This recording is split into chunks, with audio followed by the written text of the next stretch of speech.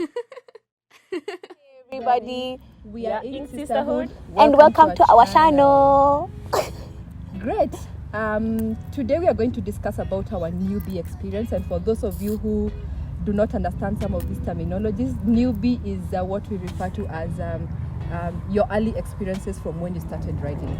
And so today, together with my sisters, we are going to share our experiences.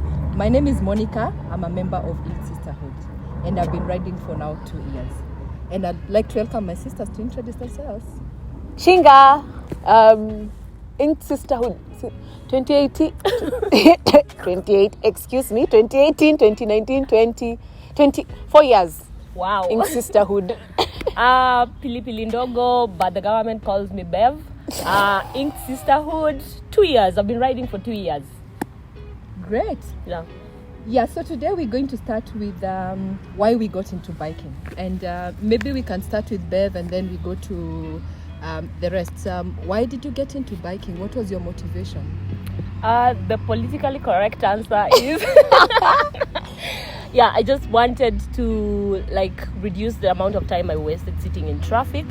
But over and above that, because I knew about traffic when I moved to Nairobi. I'm not originally from Nairobi, but over and above that, I've always loved riding. I remember wanting to get a bike from when I was as young as I think 10 or something, but my mom would not hear any of it. So say all of us. Yeah, basically that's everybody's story. So it took some getting used to it, and me keeping the idea coming up every now and again. Like every other 2 years, you let it slide, then you bring it up again, and then finally she got on board after I got the bike. But that's not the point. But basically just the love of cycling, the freedom that comes with it, and it's kind of like therapeutic. I don't know if everybody feels the same way, but those are my top 3 reasons. You? Wow. No, but you said that was your politically correct answer. No, so if you choose violence, if you chose the violence, politically correct answer was that. If I'm to choose violence, man, you look cool in a bike. Who doesn't? So, yeah. So let's start with your politically incorrect reasons. Oh, Yours. my politically incorrect reason is it's cheaper than a therapist. True. Where's the lie? True. Where's the lie? Sorry, Mr. or Madam Therapist, whoever you are. Yeah. You lost the job.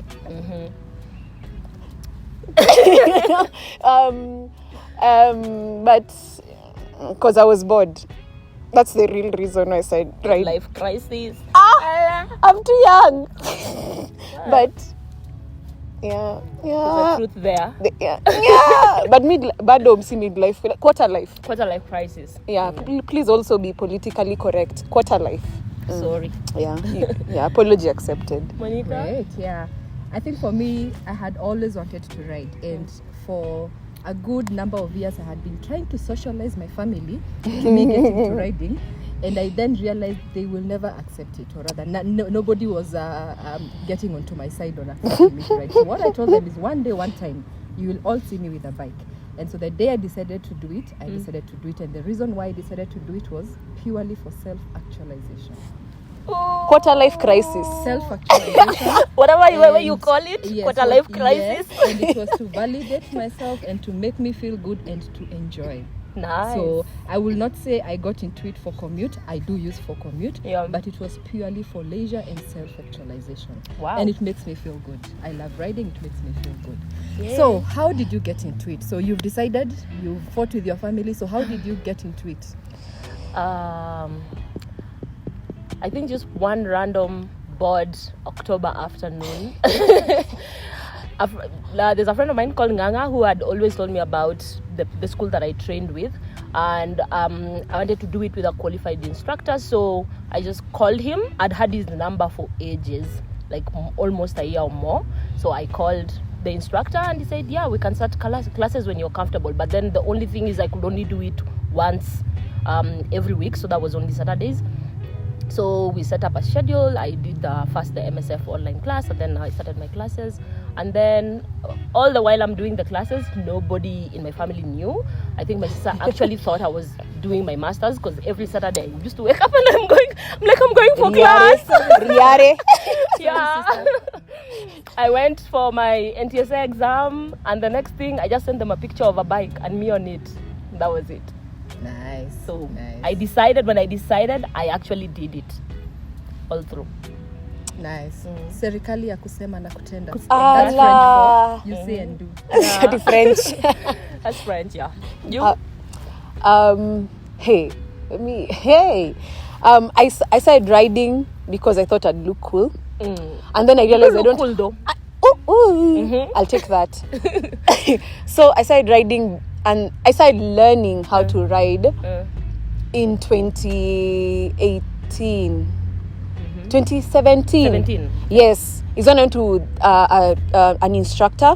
And then I took some of my classes and never finished because my schedule just did that thing. You know, adulting sometimes teaches you don't have these things. Yeah.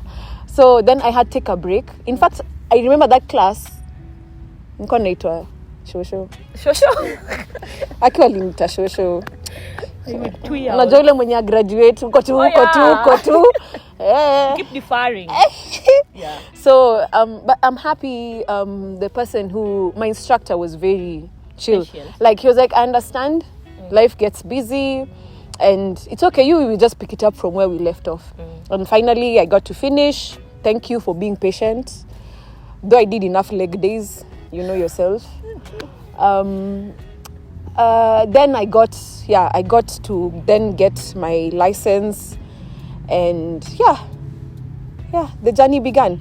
I remember when I was looking for a bike, my mom was like, oh no, those things, oh my God, no. I'm the only daughter. And then I told her, instead of praying against it, since I'm going to do it anyway, you might as well pray that I do it safely. Thank you, Mommy, for praying. Yeah. Thank you. Nice. Well, I think for me the story is very similar. When I decided, I was introduced to a trainer by a friend of mine who was a biker. Still is a biker. So I met the trainer. They told me about the program, and I decided to do a crash program. I did my training in 1 week. Wow. Like literally every Back to day, back. 4 hours. Because I was like, I don't have much time. It's the commitment for me. Yeah, I don't have much time. So one week I was done. The next week was looking for a bike and the whole license, NTSA, whatever process. I do remember I was really, really, really pissed off by the NTSA process because like I wanted when I finish my classes, next week I want to start riding. And then I'm like, I can't even do the road test because I have to wait for the PDL and all that stuff. Long story short, in 3 weeks, I had the PDL. I had already got the gear. On the bike? Yeah, and the help with my instructor. And I started now with the bike. And that now takes me to the next question. So after you're done with your training and your classes, so how did you settle on what you rode first? Whether it was your bike, whether it was a loaner bike. I'll start with my story. My first bike was a loaner bike. What do you mean by a loaner bike? A loaner bike means a friend of mine had bought a bike with the intention of riding. They had not learned how to ride. So they bought a showroom bike and stayed with it for 2 years because they had never learned how to A new bike? A new bike, 0 mileage. What? So when I finished my classes, like you. when I finished my classes, I hadn't figured out the type of bike that I wanted.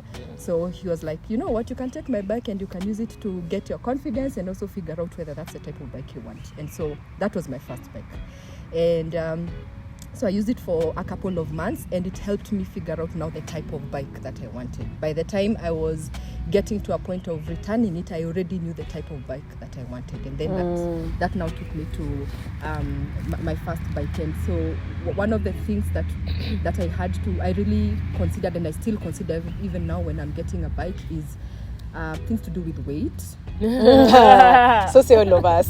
Soft life. I am not here to struggle. Baby Remember, girl. I said I Baby got into girl. riding for leisure. Yeah. Self-actualization. Aye. So I'm not gonna struggle with a 300 kg bike in traffic in Nairobi. With your mere 50 So kgs. weight for me is one key factor that I consider. The second one is self-actualization. I have to look good.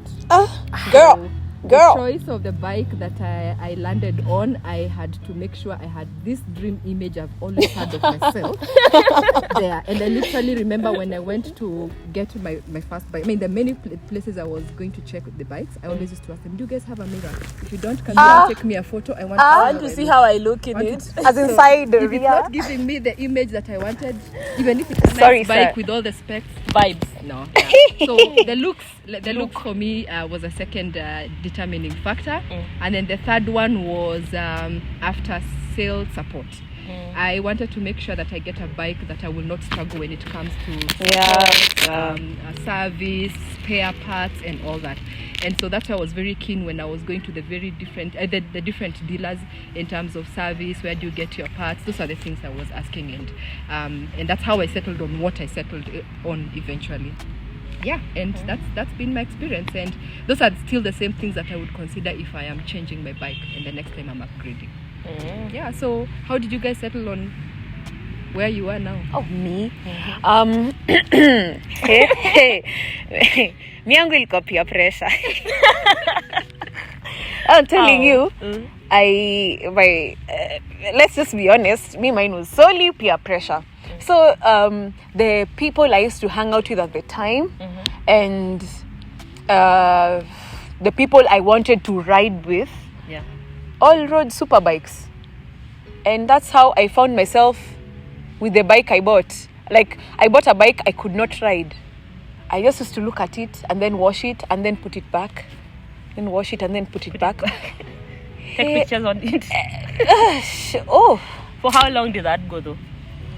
Well, the beauty of it all is, since the people I was with knew I bought it because of them, they then, watu walijitolea mhanga. Yani, they removed themselves. Yeah.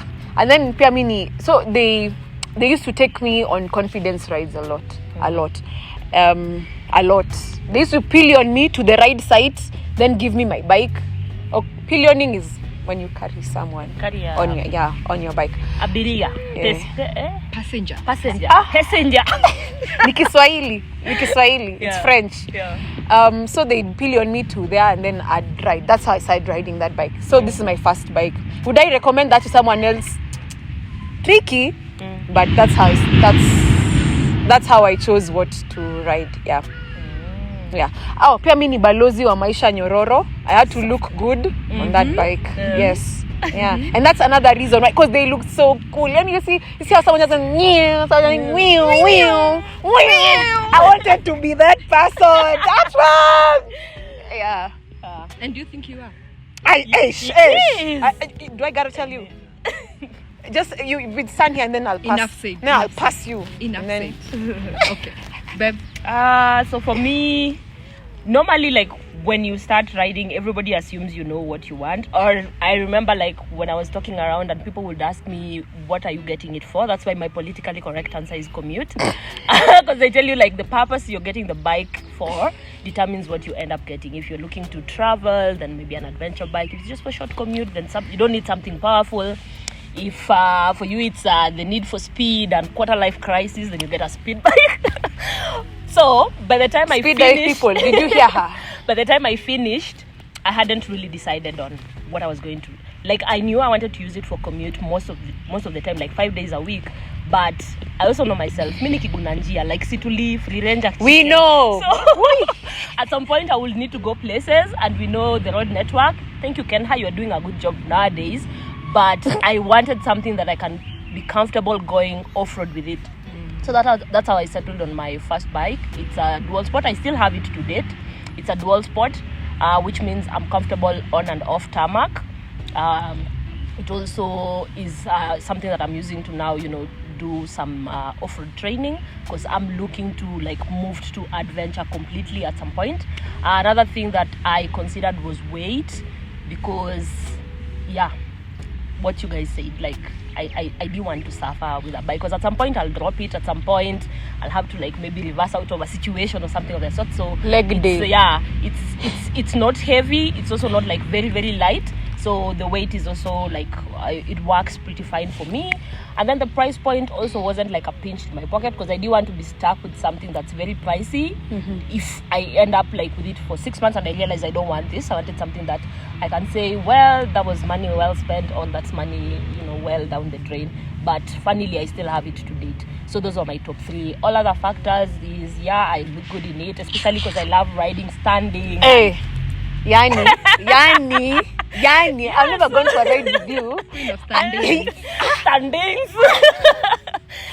So you're not afraid your foot pegs might give in one day, just like by the But I'm a nimble by girl. the way. I am a nimble girl. Oh, muhimu.